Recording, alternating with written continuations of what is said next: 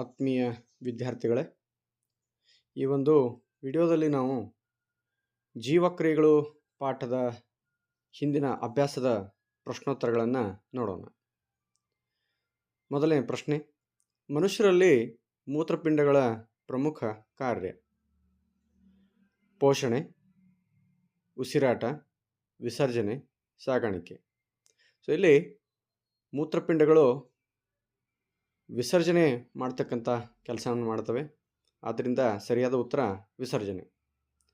ಎರಡನೇ ಪ್ರಶ್ನೆ, ಗ್ಸೈಲಮ್ಗಳಲ್ಲಿ ಗ್ಸೈಲಮ್ನ ಹೊಣೆಗಾರಿಕೆ ಅಂದರೆ ಜವಾಬ್ದಾರಿ, ಗ್ಸೈಲಮ್ ಏನು ಕಾರ್ಯನಿರ್ವಹಣೆ ಮಾಡುತ್ತೆ ಸಸ್ಯಗಳಲ್ಲಿ ಅನ್ನುವಂತಹ ಪ್ರಶ್ನೆ. ಆಯ್ಕೆಗಳು: ನೀರಿನ ಸಾಗಾಣಿಕೆ, ಆಹಾರದ ಸಾಗಾಣಿಕೆ, ಅಮೈನೋ ಆಮ್ಲಗಳ ಸಾಗಾಣಿಕೆ, ಆಕ್ಸಿಜನ್ ಸಾಗಾಣಿಕೆ. ಸೊ ಇಲ್ಲಿ ಸರಿಯಾದ ಉತ್ತರ ಗ್ಸೈಲಮ್ಗಳ ಪ್ರಮುಖ ಕಾರ್ಯ ನೀರಿನ ಸಾಗಾಣಿಕೆ, ಫ್ಲೋಯಮ್ಗಳದ್ದು ಆಹಾರದ ಸಾಗಾಣಿಕೆ.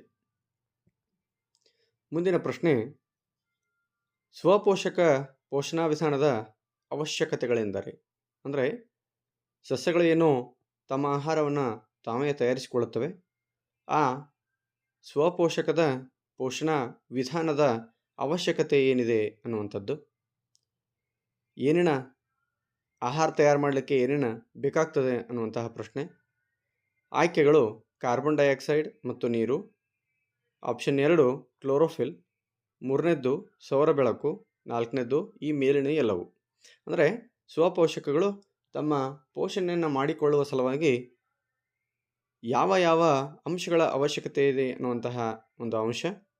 ಸೊ ಇಲ್ಲಿ ಸರಿಯಾದ ಉತ್ತರ ಈ ಮೇಲಿನ ಎಲ್ಲವು. ಸೊ ಸಸ್ಯಗಳು ಆಹಾರ ತಯಾರು ಮಾಡಬೇಕಾದ್ರೆ ಕಾರ್ಬನ್ ಡೈಆಕ್ಸೈಡ್, ನೀರು, ಕ್ಲೋರೋಫಿಲ್, ಸೌರ ಬೆಳಕು ಇವೆಲ್ಲವುಗಳು ಬೇಕಾಗ್ತವೆ. ಆದ್ದರಿಂದ ಸರಿಯಾದ ಆಯ್ಕೆ ನಾಲ್ಕನೇದು. ಮುಂದಿನ ಪ್ರಶ್ನೆ, ಪೈರುವೇಟ್ನ ವಿಭಜನೆಯಿಂದ ಕಾರ್ಬನ್ ಡೈಆಕ್ಸೈಡ್, ನೀರು ಮತ್ತು ಶಕ್ತಿಯು ಬಿಡುಗಡೆಯಾಗುವ ಸ್ಥಳ. ಪೈರುವೇಟ್ ವಿಭಜನೆಯಿಂದ ಕಾರ್ಬನ್ ಡೈಆಕ್ಸೈಡ್ ಮತ್ತು ನೀರು ಮತ್ತು ಶಕ್ತಿ ಈ ಎಲ್ಲ ಬಿಡುಗಡೆ ಆಗ್ತಕ್ಕಂಥದ್ದು ಸಂಕೀರ್ಣ ರೂಪದ ದೇಹ ವ್ಯವಸ್ಥೆಯನ್ನು ಹೊಂದಿರತಕ್ಕಂತಹ ಜೀವಿಗಳಲ್ಲಿ. ಸೊ ಈ ಒಂದು ಕ್ರಿಯೆ ನಡೀತಕ್ಕಂಥ ಸ್ಥಳ ಆಯ್ಕೆಗಳು: ಕೋಶದ್ರವ್ಯ, ಮೈಟೊಕಾಂಡ್ರಿಯಾ, ಕ್ಲೋರೋಪ್ಲಾಸ್ಟ್ ಮತ್ತು ನ್ಯೂಕ್ಲಿಯಸ್. ಸೊ ಇಲ್ಲಿ ಸರಿಯಾದ ಆಯ್ಕೆ ಮೈಟೊಕಾಂಡ್ರಿಯಾ. ಕೋಶದ್ರವ್ಯದಲ್ಲಿ ಪೈರುವೇಟ್ ವಿಭಜನೆ ಹೊಂದಿ ಇಥೆನಾಲ್ ಅಂದರೆ ಇಥೈಲ್ ಆಲ್ಕೋಹಾಲ್ ಮತ್ತು ಇಂಗಾಲದ ಡೈಆಕ್ಸೈಡ್ ಬಿಡುಗಡೆ ಆಗ್ತಕ್ಕಂತಹ ಒಂದು ಜೀವಿಗಳು ಯಾವಪ್ಪ ಅಂದ್ರೆ ಈಸ್ಟ್ನಂತಹ ಸರಳ ರೂಪದ ಜೀವಿಗಳು. ಮುಂದಿನ ಪ್ರಶ್ನೆ, ನಮ್ಮ ದೇಹದಲ್ಲಿ ಕೊಬ್ಬು ಹೇಗೆ ಜೀರ್ಣಿಸಲ್ಪಡುತ್ತದೆ? ಈ ಪ್ರಕ್ರಿಯೆ ನಡೆಯುವ ಸ್ಥಳ ಯಾವುದು?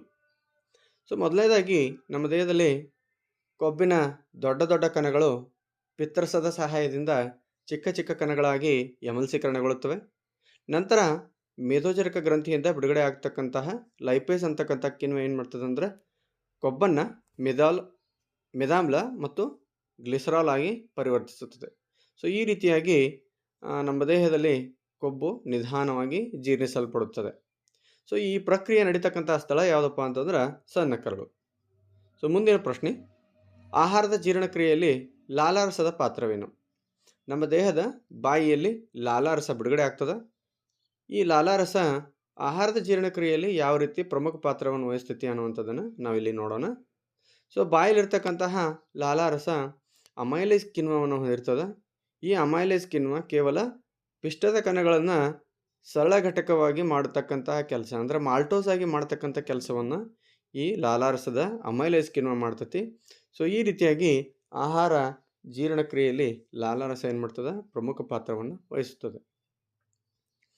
ಮುಂದಿನ ಪ್ರಶ್ನೆ, ಸ್ವಪೋಷಕಗಳಲ್ಲಿ ಪೋಷಣೆಗೆ ಅಗತ್ಯವಾದ ಪರಿಸ್ಥಿತಿಗಳು ಯಾವುವು? ಸೊ ಇಲ್ಲಿ ಮತ್ತು ಅದರ ಉಪ ಉತ್ಪನ್ನಗಳು ಯಾವುವು ಅನ್ನುವಂಥದ್ದು. ಸ್ವಪೋಷಕಗಳಲ್ಲಿ ಪೋಷಣೆಗೆ ಅಗತ್ಯವಾದ ಪರಿಸ್ಥಿತಿಗಳು ಯಾವಪ್ಪ ಅಂದ್ರೆ ಸೂರ್ಯನ ಬೆಳಕು, ಪತ್ರಹರಿತ್ತು, ನೀರು ಮತ್ತು ಕಾರ್ಬನ್ ಡೈಆಕ್ಸೈಡ್. ಸೊ ಇಲ್ಲಿ ಅದರಿಂದ ದೊರೀತಕ್ಕಂಥ ಉಪ ಉತ್ಪನ್ನಗಳು ಏನಪ್ಪ ಅಂದ್ರೆ ಗ್ಲೂಕೋಸ್, ಆಕ್ಸಿಜನ್ ಮತ್ತು ನೀರು. ಇವು ಸ್ವಪೋಷಕಗಳು ತಮ್ಮ ಪೋಷಣೆ ಮಾಡಿಕೊಳ್ಳುವಂಥ ಪರಿಸ್ಥಿತಿ ಸಂದರ್ಭದೊಳಗೆ ಬಿಡುಗಡೆ ಆಗ್ತಕ್ಕಂಥ ಉತ್ಪನ್ನಗಳು. ಸೊ ಇಲ್ಲಿ ಸಮೀಕರಣವನ್ನು ತಾವು ಗಮನಿಸ್ತಾ ಇದ್ದೀರಿ. 6CO2 + 12H2O gives C6H12O6 + 6O2 + 6H2O. ಇಲ್ಲಿ ಕಾರ್ಬನ್ ಡೈಆಕ್ಸೈಡ್ ಮತ್ತು ನೀರು ಪತ್ರ ಹರಿತು ಮತ್ತು ಸೂರ್ಯನ ಬೆಳಕಿನ ಸಹಾಯದಿಂದ C6H12O6 ಅಂದರೆ ಗ್ಲೂಕೋಸನ್ನು ತಯಾರು ಮಾಡ್ತದೆ ಮತ್ತು ಆಕ್ಸಿಜನ್ನು ಮತ್ತು ನೀರು ಸಹ ಉತ್ಪನ್ನಗಳಾಗಿ ಇಲ್ಲಿ ಬಿಡುಗಡೆ ಆಗುತ್ತವೆ. ಮುಂದಿನ ಪ್ರಶ್ನೆ, ವಾಯುವಿಕ ಮತ್ತು ಅವೈವಿಕ ಉಸಿರಾಟ ನಡುವಿನ ವ್ಯತ್ಯಾಸಗಳೇನು? ಅವೈವಿಕ ಉಸಿರಾಟ ನಡೀತಕ್ಕಂತಹ ಕೆಲವು ಜೀವಿಗಳನ್ನು ಹೆಸರಿಸಿ ಅನ್ನುವಂಥದ್ದು. ಇಲ್ಲಿ ವಾಯುವಿಕ ಮತ್ತು ಅವೈವಿಕ ಉಸಿರಾಟಗಳ ನಡುವಿನ ವ್ಯತ್ಯಾಸ: ವಾಯುವಿಕ ಉಸಿರಾಟ ಆಕ್ಸಿಜನ್ ಉಪಸ್ಥಿತಿಯಲ್ಲಿ ನಡೀತದೆ, ಅವೈವಿಕ ಉಸಿರಾಟ ಆಕ್ಸಿಜನ್ ಅನುಪಸ್ಥಿತಿಯಲ್ಲಿ ನಡೀತದೆ. ಅದೇ ರೀತಿಯಾಗಿ ವಾಯುವಿಕ ಉಸಿರಾಟ ಕಾರ್ಬನ್ ಡೈಆಕ್ಸೈಡ್ ಮತ್ತು ನೀರು ಉತ್ಪತ್ತಿ ಆಗ್ತದೆ, ಅವೈವಿಕ ಉಸಿರಾಟದಲ್ಲಿ ಎಥೆನಾಲ್ ಮತ್ತು ಕಾರ್ಬನ್ ಡೈಆಕ್ಸೈಡ್ ಉತ್ಪತ್ತಿ ಆಗುತ್ತದೆ. ಇನ್ನು ಅದೇ ರೀತಿಯಾಗಿ ವಾಯುವಿಕ ಉಸಿರಾಟ ನಡೀತಕ್ಕಂತಹ ಜೀವಿಗಳು ಅಥವಾ ವಾಯುವಿಕ ಉಸಿರಾಟ ಮಾಡ್ತಕ್ಕಂಥ ಜೀವಿಗಳು ಯಾವಪ್ಪ ಅಂದರೆ ಪ್ರಾಣಿಗಳು, ಅವೈವಿಕ ಉಸಿರಾಟ ಮಾಡ್ತಕ್ಕಂಥ ಜೀವಿಗಳು ಈಸ್ಟ್ ಮತ್ತು ಬ್ಯಾಕ್ಟೀರಿಯಾದಂತಹ ಜೀವಿಗಳು. ಇದರ ಜೊತೆಗೆ ಇನ್ನೂ ಒಂದು ವ್ಯತ್ಯಾಸವನ್ನು ನಾವು ಸೇರಿಸ್ಬೋದು. ವಾಯುವಿಕ ಉಸಿರಾಟ ಮೈಟೊಕಾಂಡ್ರಿಯಾದಲ್ಲಿ ನಡೆದರೆ ಅವೈವಿಕ ಉಸಿರಾಟ ಕೋಶದ್ರವ್ಯದಲ್ಲಿ ನಡೀತದೆ ಅನ್ನುವಂಥದ್ದು. ಮುಂದಿನ ಪ್ರಶ್ನೆ, ಅನಿಲಗಳ ವಿನಿಮಯವನ್ನು ಗರಿಷ್ಠಗೊಳಿಸಲು ಗಾಳಿಗೂಡುಗಳು ಹೇಗೆ ವಿನ್ಯಾಸಗೊಳಿಸಲ್ಪಟ್ಟಿವೆ? ಅಂದರೆ ನಾವು ಬಾಹ್ಯ ಪರಿಸರದಿಂದ ಆಕ್ಸಿಜನನ್ನು ಅಥವಾ ಗಾಳಿಯನ್ನು ಒಳಗೆ ತೆಗೆದುಕೊಂಡಾಗ ಆ ಗಾಳಿ ನಮ್ಮ ದೇಹದ ಗಂಟಲು, ಶ್ವಾಸನಾಳ, ಶ್ವಾಸಕೋಶ, ಕೊನೆಗೆ ಆಲ್ವೇಲಗಳನ್ನು ಪ್ರವೇಶ ಮಾಡ್ತದೆ. ಆ ಆಲ್ವೇಲಗಳು ಅತಿ ಹೆಚ್ಚಿನ ಪ್ರಮಾಣವನ್ನು ಏನು ಗಾಳಿಯನ್ನು ಹೊಂದಿರ್ತಾವೆ, ಅಲ್ಲಿಂದ ಆಕ್ಸಿಜನ್ ಹೆಚ್ಚಿನ ಪ್ರಮಾಣದಲ್ಲಿ ನಮ್ಮ ದೇಹವನ್ನು ಅಥವಾ ನಮ್ಮ ರಕ್ತವನ್ನು ಪ್ರವೇಶ ಮಾಡಬೇಕಾದ್ರೆ ಯಾವ ರೀತಿ ಆಲ್ವೇಲಗಳು ಮತ್ತು ರಕ್ತನಾಳಗಳು ಒಂದಕ್ಕೊಂದು ಸಂಪರ್ಕವನ್ನು ಹೊಂದಿವೆ ಅನ್ನುವಂತಹ ಪ್ರಶ್ನೆ. ಇಲ್ಲಿ ಗಾಳಿಗೂಡುಗಳು ಶ್ವಾಸಕೋಶದೊಳಗೆ ಕಂಡುಬರುವ ಬಲೂನ್ನಂತಹ ರಚನೆಗಳಾಗಿರ್ತವೆ. ಇವುಗಳ ಗೋಡೆಯು ವಿಶಾಲ ವ್ಯಾಪ್ತಿಯ ರಕ್ತನಾಳಗಳ ಜಾಲವನ್ನು ಹೊಂದಿರುತ್ತದೆ.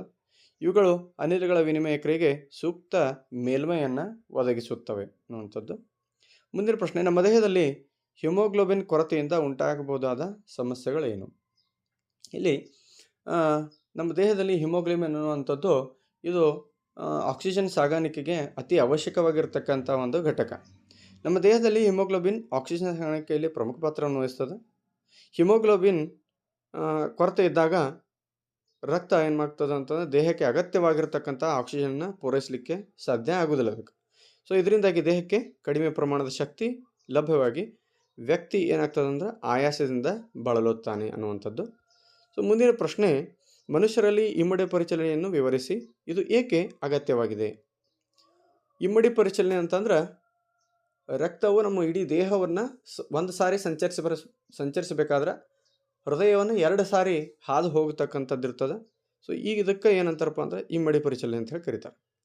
ದೇಹದಲ್ಲಿ ಒಂದು ಪರಿಚಲನೆಯನ್ನು ಪೂರ್ಣಗೊಳಿಸಲು ರಕ್ತವು 2 ಬಾರಿ ಹೃದಯವನ್ನು ಹಾದು ಹೋಗುವ ವಿದ್ಯಮಾನಕ್ಕೆ ಇಮ್ಮಡಿ ಪರಿಚಲನೆ ಅಂತ ಹೇಳಿ ಕರೀತಾರೆ.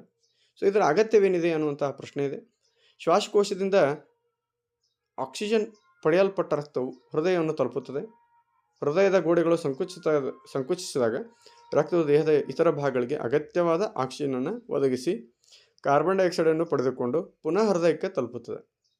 ಹೃದಯದ ಗೋಡೆಗಳು ಪುನಃ ಸಂಕುಚಿಸಿದಾಗ ಕಾರ್ಬನ್ ಡೈಆಕ್ಸೈಡ್ ರಕ್ತವು ಶ್ವಾಸಕೋಶವನ್ನು ತಲುಪಿ ಅಲ್ಲಿ ಆಕ್ಸಿಜನ್ ಪಡೆದುಕೊಂಡು ಆಕ್ಸಿಜನ್ ಸಹಿತಾಗಿ ಮತ್ತೆ ಹೃದಯಕ್ಕೆ ಹಿಂದಿರುಗುತ್ತದೆ.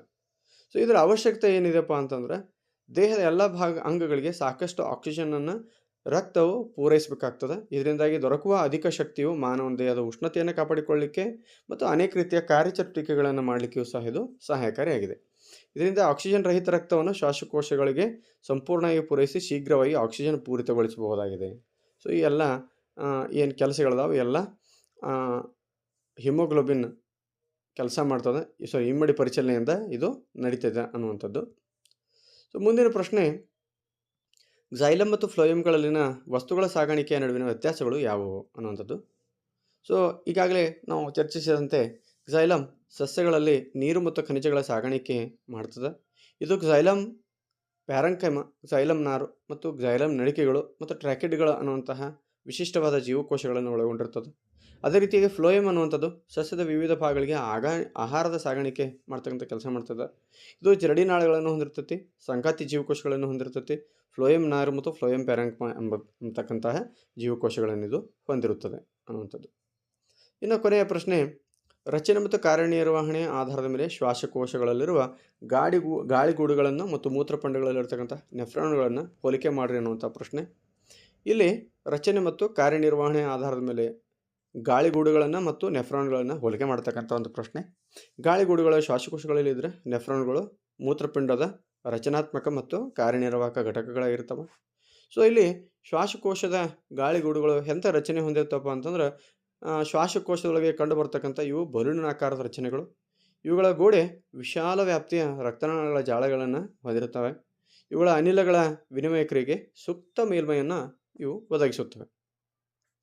ಇನ್ನು ಇವುಗಳ ಕಾರ್ಯದ ಬಗ್ಗೆ ನೋಡಿದಾಗ ರಕ್ತವು ದೇಹದ ಇತರ ಭಾಗಗಳಿಂದ ತಂದಂತಹ ಕಾರ್ಬನ್ ಡೈಆಕ್ಸೈಡನ್ನು ಗಾಳಿಗೂಡುಗಳಲ್ಲಿ ಇಸ್ಕೊಂಡು ಏನು ಮಾಡ್ತದೆ, ಅದನ್ನು ಹೊರಗೆ ಹಾಕ್ತಕ್ಕಂಥ ಕೆಲಸ ಮಾಡ್ತದೆ. ಆಲ್ವಿಯೋಲಾರ್ ರಕ್ತವು ಕಾರ್ಬನ್ ಡೈಆಕ್ಸೈಡನ್ನು ಪಡೆದುಕೊಂಡು ರಕ್ತಕ್ಕೆ ಆಮ್ಲಜನಕವನ್ನು ಏನು ಮಾಡ್ತದೆ, ಬಿಡುಗಡೆ ಮಾಡ್ತದೆ. ಮತ್ತು ಆಲ್ವಿಯೋಲಾಯ್ ಕಾರ್ಬನ್ ಡೈಆಕ್ಸೈಡನ್ನು ದೇಹದಿಂದ ಹೊರಗೆ ಹಾಕ್ತಕ್ಕಂಥ ಕೆಲಸ ಮಾಡ್ತದೆ. ಇದೊಂದು ಇದರ ವಿಶೇಷವಾದಂತಹ ಕಾರ್ಯ.